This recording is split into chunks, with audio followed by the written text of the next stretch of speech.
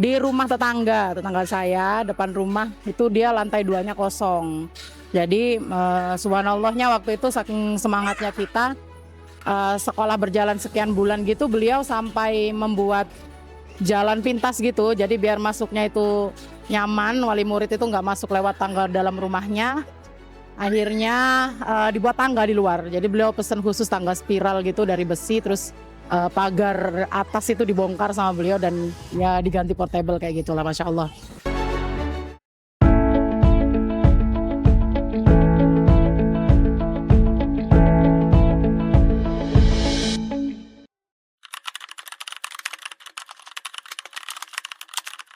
TK Quran Ibnu Katsir itu berdiri tahun 2015. Waktu itu pembelajaran pertama dimulai tanggal 8 Agustus sehingga sejak itu kita putuskan ulang tahunnya atau miladnya diperingati di tanggal pertama kita masuk itu tanggal 8. Itu terus juga siswanya dulu terdiri dari ini ya, anak-anak pengurus ya, terutama pengurus yayasan, ustadz yayasan. Jadi masih 8 orang murid pertama kita. Kemudian berapa bulan nambah jadi 10, jadi 12 setelah itu. Itu angkatan pertama sekitar 12 atau 13 orang. Ustadzahnya waktu itu 4 orang. Jadi yang apa namanya, yang menginisiasi berdiri itu ada 4 orang timnya. Waktu itu saya, Ustadzah Ika, istrinya Ustadz Didi, Ustadzah Yosi sebagai kepala sekolah, istrinya Ustadz Agus, kemudian satu lagi Ustadzah Lina atau istrinya Pak Jo, Surabaya 45. Oh, awalnya.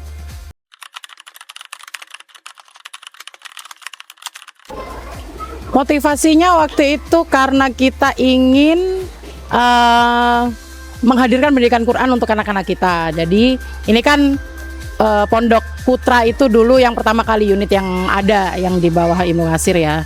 Terus ini kita mikirnya begini, kenapa kita mendidik anak orang tapi anak kita sendiri tidak ada wadahnya gitu. Jadi gimana kalau kita bikin TK Quran Ibnu Katsir ya, karena memang anak kita masih kecil-kecil waktu itu. Jadi istilahnya itu anak yang apa, lahir gitu ya pertama kali di Pondok Putra ini adalah anaknya saya waktu itu. Yang lain anaknya udah pada gede. Nah yang generasi ustadz di Ibnu Katsir Putra itu anak saya, anaknya Sadidi, anaknya Mbak Lina, anaknya Bu Yosi gitu, Bu Ika gitu.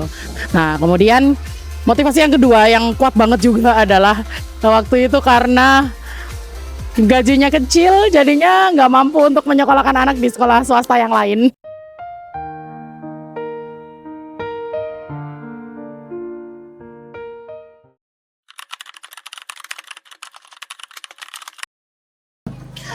Harapan kita ya memberikan pendidikan Quran sejak dini, itu sih nomor 1. Jadi sampai kita itu pergi-pergi ke luar kota ya. Pertama kali kita studi banding itu ke Lumajang, ada Ta'am di sana, ada tempat menghafal Quran untuk anak usia dini. Kemudian kita lanjut ke Solo, ke Karanganyar ya. Beberapa tempat kita kunjungi untuk menyempurnakan apa yang kita dapatkan di sini. Jadi memang inginannya seperti itu. Kemudian keinginan kedua ya semacam menghadirkan TK di Jember ini kan memang belum ada ya TK tahfidz ya. Nah, itu tantangan banget sih karena kita melawan banyak stigma ya, melawan banyak stigma gitu. Jadi anak usia dini kemudian seakan-akan dipaksa menghafalkan, karena memang kata-kata menghafal pada zaman itu, menghafal Quran terutama ya pada zaman itu memang agak apa, konotasinya agak seram lah untuk teori-teori parenting gitu. Jadi ya itu menghadirkan pendidikan anak usia dini yang affordable untuk semua dan tetap ramah anak.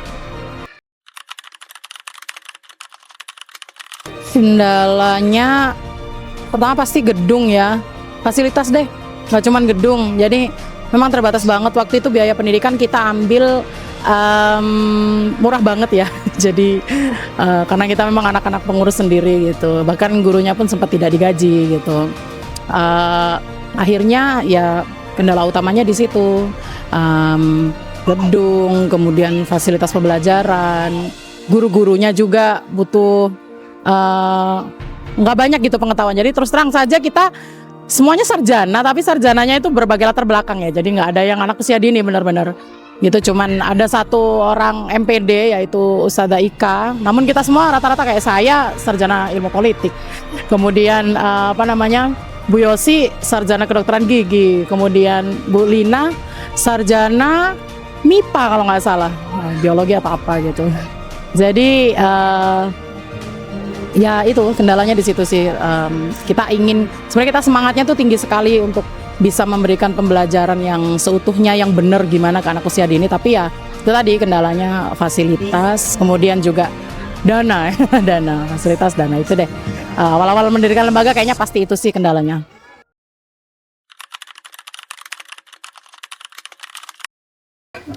Metodenya kalau boleh dibilang takriri ya, mengulang-ulang. Jadi kalau di sini tuh metodenya mengulang-ulang ya, sebagaimana hafalan Quran pada metodenya orang dewasa juga mengulang-ulang kan. Karena baru bisa dihafal kalau Quran itu memang diulang-ulang bacaannya. Nah, prinsip ini sedikit kita modifikasi pemberiannya pada anak usia dini. Nah, kalau anak orang dewasa, maksud kita kalau orang dewasa itu kan dia sendiri yang mengulang-ulang ayat-ayat yang harus dihafal.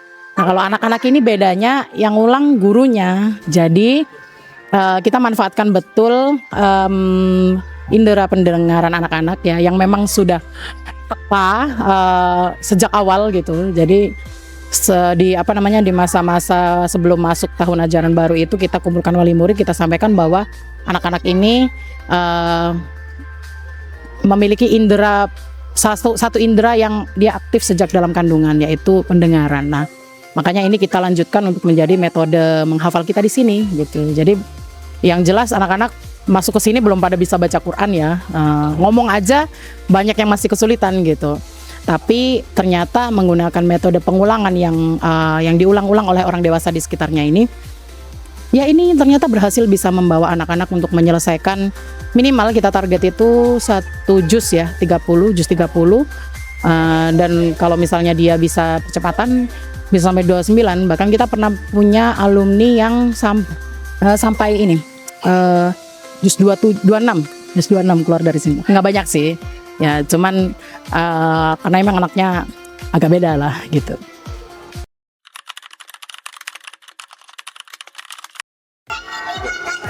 Aktivitas sehari-hari anak-anak bermain ya, karena taman kanak-kanak itu judulnya pasti bermain. Makanya di sini tagline kita itu TK Tahfidz Ramah Anak. Jadi kalau kita pernah berkunjung ke banyak lembaga hafalan itu, bagi kita ada yang perlu ditambahin, yaitu sisi bermain anak-anak. Memang Al-Quran ini wajib kita tanamkan kepada anak-anak, tapi ada cara yang lebih ramah dan lebih sesuai dengan tahapan perkembangan anak ya. Jadi kalau pagi hari ya, jadi jam itu kita bagi 2 di sekolah itu. Jam pertama yaitu setengah 8 sampai jam 9 itu pembelajaran Al-Quran full. Jadi dari membaca, kemudian menghafal, murojaah hafalan gitu. Kemudian untuk jam kedua nanti kita mulai jam 10 ke atas sampai setengah 12 itu pembelajaran stimulasi. Nah, stimulasi untuk melatih berbagai apa namanya anggota tubuhnya ya, untuk menyiapkan mereka ke jenjang berikutnya gitu. Jadi supaya mereka ini siap menjadi anak-anak SD gitu. Apakah di sini diajarkan baca tulis? Ya, alhamdulillah kita ngajarkan, cuman memang kita tidak ngedrill ya. Jadi kita ajarkan sesuai dengan tumbuh kembang anak, dan alhamdulillah ternyata selama ini lulusan kita juga bisa bersaing gitu istilahnya. Di sekolah-sekolah lain juga mereka baca tulis juga tidak kurang. Kemudian sisi perkembangan yang lain juga bisa didapatkan dengan baik. Intinya di situ.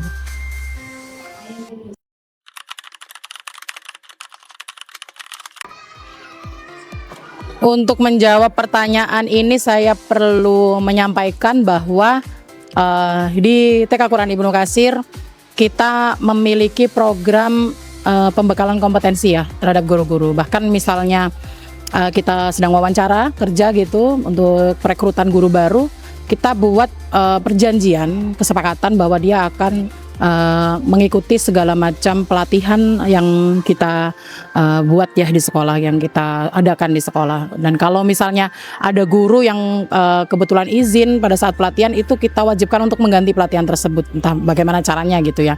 Nah, ini semua dilakukan dalam rangka menjaga standar SDM. Nah, ketika SDM itu sudah standar gitu kan, guru-gurunya sudah standar, cara mengajarnya, pengetahuannya, kompetensinya begitu, maka ini bisa kita berikan segala macam karakter murid gitu. Jadi istilahnya begini, kalau ada dalam satu halakoh itu pasti namanya anak karakter beda-beda ya. Tapi semua guru di TK Quran itu wajib bisa menangani berbagai macam karakter anak gitu ya, dari pelatihan yang ada, kemudian konsultasi-konsultasi yang kita lakukan.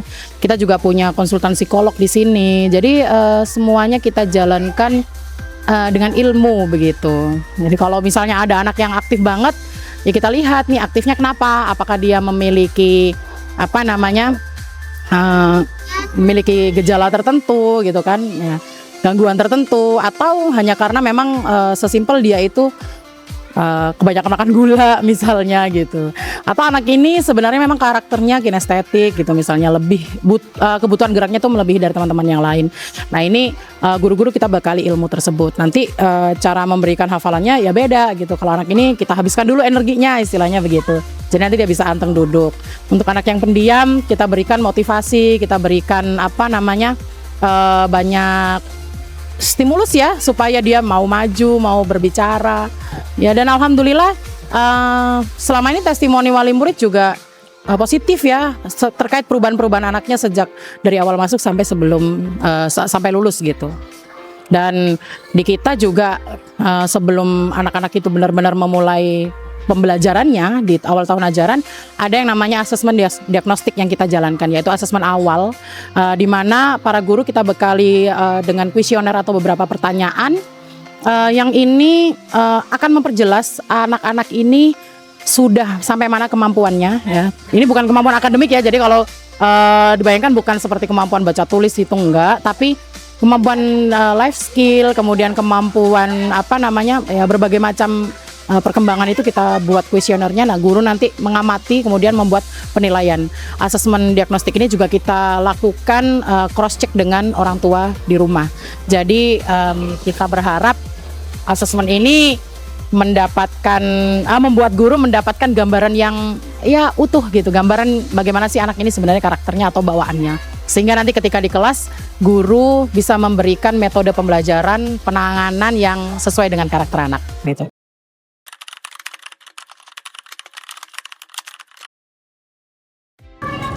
Penyetandaran SDM sih ya, soalnya memang namanya mendirikan lembaga, kemudian kita mendapat input dari berbagai macam latar belakang gitu ya. Guru-gurunya kan latar belakangnya macam-macam. Menyetandarkan SDM ini yang masya Allah gitu. Jadi nggak semudah itu gitu. Memang rumit ya, karena yang pertama kita harus nyiapin SOP. SOP-nya harus setelah kita sampaikan ke guru juga harus benar-benar dikontrol. Kemudian bagaimana jika SOP tersebut tidak dijalankan, itu kan juga bukan pekerjaan sehari dua hari gitu. Kita pernah menerapkan sistem reward and punishment, ternyata nggak jalan karena pada akhirnya peraturan itu dimaknai sebagai pengekangan, akhirnya ya tidak menjadi nilai dalam diri gitu. Alhamdulillahnya sampai sekarang saya sendiri menilai ya secara subjektif saya ya, alhamdulillah guru-guru TK Quran itu enaknya mungkin bisa jadi karena memang mereka masih berusia relatif lebih muda ya, usianya muda maksud kita, itu mereka mau diajak untuk progresif gitu ya, mau diajak untuk belajar gitu. Dan kemarin ketika kita bikin video wawancara guru-guru itu, memang testimoni terbanyaknya ya mereka merasakan mengajar di sini atau bekerja di sini itu kebermanfaatannya itu bukan cuman dari soal gaji atau fasilitas ya. Lebih ke rata-rata tuh jawabannya di sini mereka mendapatkan pembelajaran, dan itu yang banyak mereka syukuri. Dan alhamdulillahnya kita setiap tahun itu memang mengutamakan adanya selalu kita usahakan ada yang namanya kuesioner gitu. Kuesionernya itu kuesioner ke wali murid ya sebagai kuesioner kepuasan pelanggan, istilahnya begitu. Kemudian kita juga bikin kuesioner untuk guru. Jadi ternyata guru ini perlu didengerin gitu, perlu didengerin suara hatinya, apa kebutuhannya, ya dan seterusnya. Dan ternyata ketika kita berusaha mengkondisikan tempat kerja kita, lingkungan kerja kita ini dengan baik gitu ya, itu akhirnya bisa membawa produktivitas yang lebih tinggi ya. Karena kita yakin ya kebahagiaan itu membawa produktivitas yang lebih tinggi, kebahagiaan di lingkungan kerja.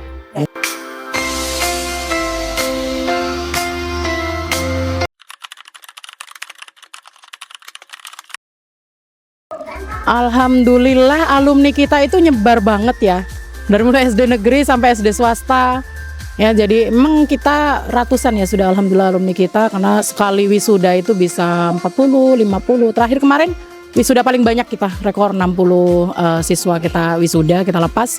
Dan nyebarnya banyak ya, kalau di area Jember sini kalau SD Madinah tentu saja ya, Madinah Ilmu Kasir, kemudian SDIT, Ad-Duha, Al-Irsyad, SD Muhammadiyah, Nuris, Jelo ya, Jember Lor, kemudian banyak ya di SD negeri juga kita tersebar banyak sih itu. Dan alhamdulillahnya di Baitul Amin juga ada, di Al Baitul Amin, Al Furqon juga ada. Alhamdulillahnya, dan ini yang kita membuat selalu kita bersyukur ya. Mereka wali murid ini selalu memberikan kabar gembira gitu buat kita, yang kabar gembiranya itu berupa misalnya anak-anak ini masuk ke kelas-kelas yang ready gitu ya, kelas yang sudah siap begitu kan. Kelas biasa di SD itu kan ada klasifikasinya ya, kayak ada kelas persiapan, ada yang kelas yang sudah siap begitu ya. Kemudian juga beberapanya prestatif gitu ya, prestatif ya di bidang berbagai macam bidang ya. Kemudian yang alumni pertama kita sekarang sudah kelas 2 SMP ya harusnya ya. Ada yang mondok, ada yang di SMP IT, banyak lembaga pendidikan kita tersebar semuanya. Dan ada juga yang sudah selesai jus 30 ya. 30 jus. Kalau kita di sini kan jus 30. Nah, anak-anak ini udah selesai 30 jus, Masya Allah. Sudahnya aja kayaknya kalah nih. Ya, tapi momen-momen pemberian testimoni wali murid ya kepada kita itu luar biasa gitu, memberikan kita manfaat, semangat gitu istilahnya, semangat untuk ternyata kita bisa loh mencetak anak-anak yang seperti ini gitu. Dan patutlah untuk kita banggakannya. Sebagai kayaknya jeripayah guru itu selain gaji ya bulanan, itu juga murid yang berprestasi yang di tempat lain itu dibanggakan orang. Itu kayaknya itu ini sih masuk banget ke kita gitu, motivasi juga itu buat kita.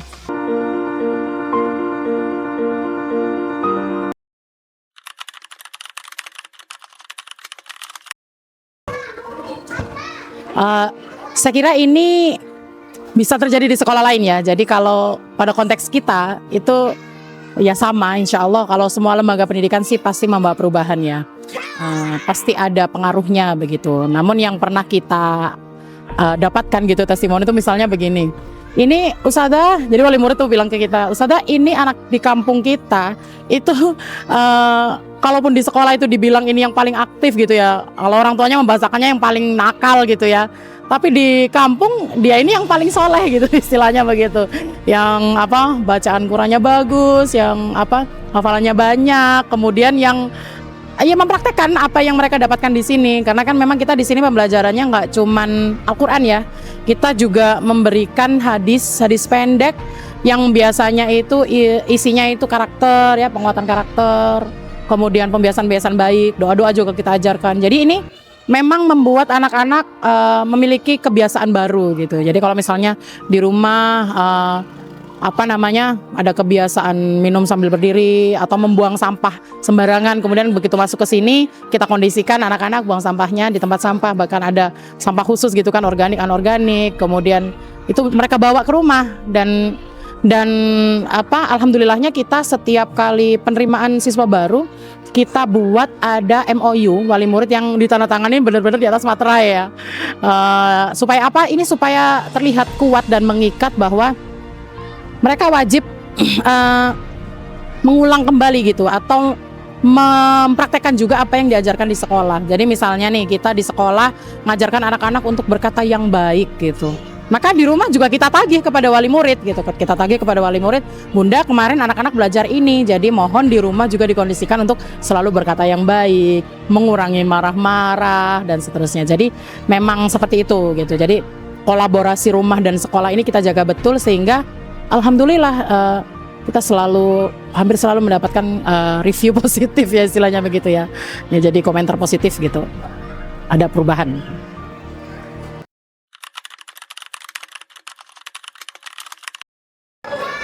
Kalau harapan ke depannya banyak ya. Mimpi kita itu banyak yang belum terrealisasi. Jadi misalnya gedung kita ingin lebih bagus lagi, lebih luas gitu kan. Kemudian bisa buka cabang mungkin ya itu ya. Jadi yang sama-sama seperti ini gitu.